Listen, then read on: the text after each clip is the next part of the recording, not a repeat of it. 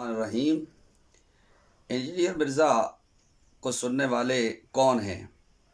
اس کا نہایت سادہ سا جواب ہے، انجینئر مرزا کو ہر گستاخ سنتا ہے، اس لیے کہ انجینئر مرزا ہر گستاخ کی آواز ہے۔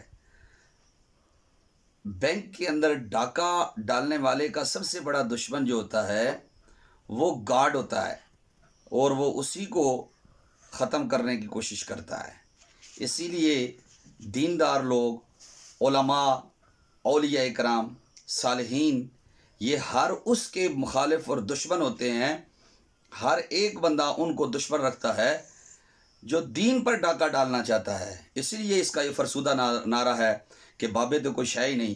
تو میں یہ کہتا ہوں کہ بابے اگر کوئی شے ہی نہیں، تیرے بابے تو کوئی شے ہی نہیں، پھر اس محرم الحرام میں ہمارے بابے شہنشاہ سخن استاد زمان مولانا حسن رضا کا کلام سن کے جھومنا، یہ تو ہمارے بابے تھے۔ اگر شے ہی کوئی نہیں ہے تو ان کا لکھا ہوا کلام کوئی تمہارا بابا بھی ہے۔ ہم کہتے ہیں نبیوں اور ولیوں جیسا تو ہے ہی کوئی نہیں۔ زبان اپنی نہیں ملتی اسلام پہ حملہ کرنے کے لیے، اس کے لیے بہترین زبان انجینئر مرزا بنا ہوا ہے، اور اس کی کوئی اپنی تحقیق نہیں ہے۔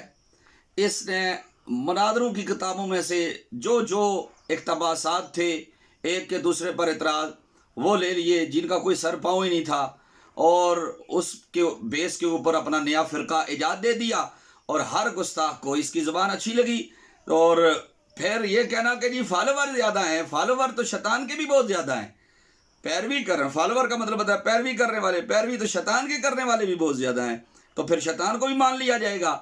پھر یہ کہنا کہ جی چونکہ میرا رد ہر ایک فرقے والے کر رہے ہیں، ہر ایک والے کر رہے ہیں، تو اس لیے میرے حق پہ ہونے کی یہ دلیل ہے، تیرے باطل کے اوپر ہونے کی یہ دلیل ہے۔ اس لیے کہ ہر ایک مکتبہ فکر والے اگر تیرا رد کر رہے ہیں تو مرزا قادیانی کا بھی ہر ایک مکتبہ فکر والے نے رد کیا تھا۔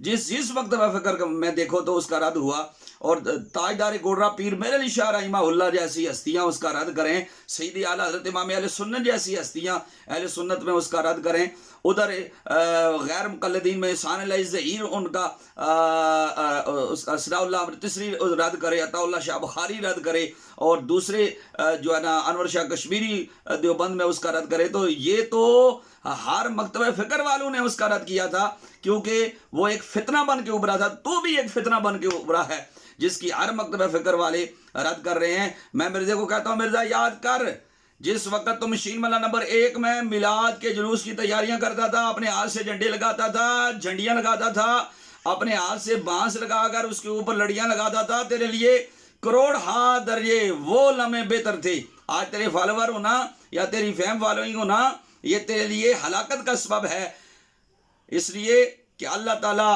قرآن میں ارشاد فرماتا ہے ربما یود الذین کفروا لو کانوا مسلمین۔